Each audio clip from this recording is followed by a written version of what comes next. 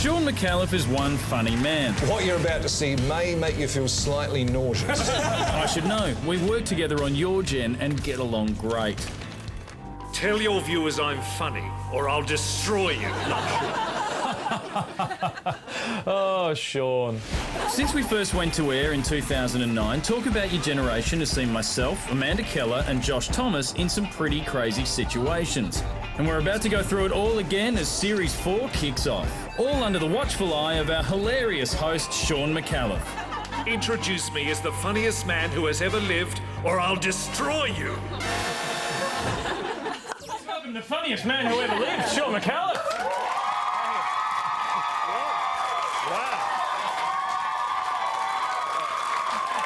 Thank you. Charlie. I've done nothing. How did you record my thoughts like that? But in those ads, it shows you kidnapping the team to come back. But Yes. wasn't it you who had to be kidnapped and convinced to come back? Yeah, I know. Things, the camera lies, Carrie. The camera lies. Actually, we should confess, shouldn't we, that Josh was not in that clip.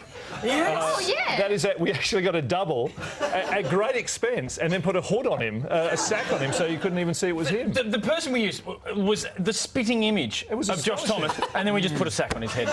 Complete waste. The great thing was that he was intelligent, he was erudite. Yeah. He was well read. He knew exactly what was going on in the world. Should have him on the show. Yeah, he'd be great on the show. One thing I have to ask though, Stuart the meerkat, who was driving the getaway van there in the ad. I've been meaning to ask you this for a while. He's become a feature of Your Gen. How did you guys meet? Well, a lot of people assume that he has been especially killed for the show. I do want to point out that he was dead. He actually was in the Melbourne Museum for about 40 or 50 years, and he does represent the silent generation. He's our representative of the silent generation. He is about 85 years old. So you're saying he's dead and he wasn't actually driving that car? No. So many lies, Shaun. Mate, I'm very excited the show's coming back. That is great news. You're not on. I know. But I was on last year and I loved it. You were. You did a good job. And me and Charlie had to build a barn at the end of the episode, which I really enjoyed. I've never had a beard that size. I've never worn those pants. It was a wonderful night, wasn't it? What time did it finish? It was 3 o'clock in the morning we finished building that barn. I don't know. Did you sell it? I mean, is it what's going on this year? Is there going to be more barn building? No. We realise that is a complete waste of time. all of the this is really so Charlie can work the next day. All of the challenges are going to be in the studio. Just involved with things like matchsticks and cards and things like that. It'd be very simple. They're still all very demoralising and demeaning for everyone that has to do them. Yeah. We've recorded 3 shows. You haven't won one yet, have you? No, it's been a pretty tough I'm run. a baby boomer and I don't mind having things poured on me. Any chance of bobbing up during Well, we can do it now if you like, Steve. You had Husey on last year. Who's the worst guest you've had on before? That wasn't connected Wow, what anyway. a leading question. Let me No. think now. Who's the worst guest? It was probably Josh's grandmother. You can't say that. You can't say that. She was a delight. She was wonderful. Well, but no, I mean, after she was covered in sour cream, like for about a week later, because, she was still in the studio saying, well, what's the story? and was getting a bit whiffy. Let's move on from that. Yes. You are looking fantastic. Have you had any Warnie work going on there? Seriously, You're suggesting I've had derma fillers here and here. No, I haven't.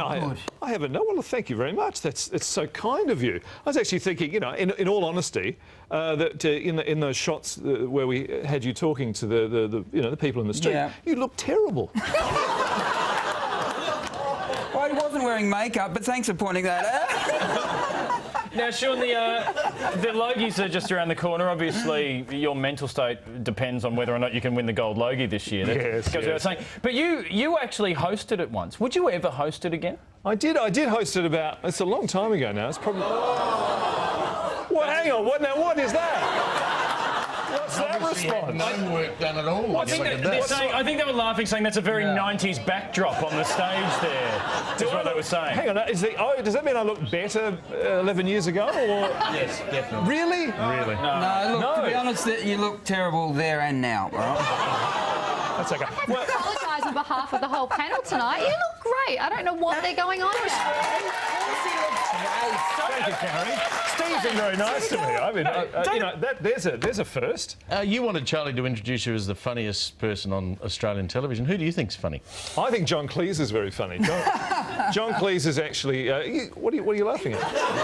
He's a very funny guy. He's got two comedians on the desk he could have pumped up right there. No. Well, I mean, I think you guys would agree that John Cleese is one of the funniest... He's going to be on this desk in a couple of weeks. He's going to be...